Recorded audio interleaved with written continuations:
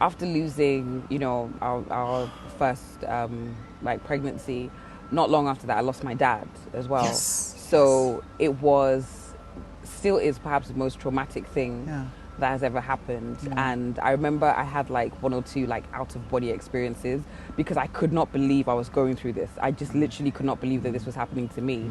From the time the doctor kind of said, okay, something's wrong, to, when I had the last scan and there was like nothing, and then, having to, go into labor and everything. It was very, very traumatic.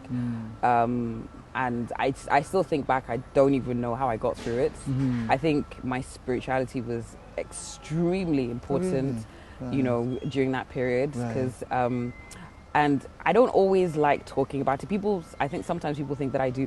I don't like talking about it, but I just remember going through that and feeling so lost, so incredibly lost. And I used to be online all the time, looking for women that had had similar experiences, looking for somebody that, it's a lot of women go through it, but they don't really talk about it. My mom went through it, but she doesn't like talking about it. She rarely talks about it.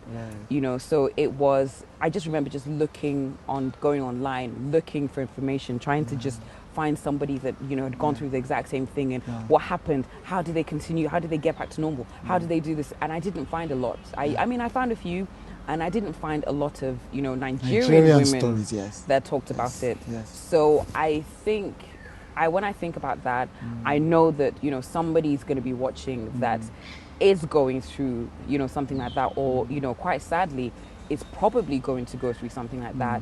And I think it's so important for me to just kind of say, look, sometimes it happens. It's not your fault. It's very important that, because I remember I did blame myself quite a bit. So it's not your fault. It does happen.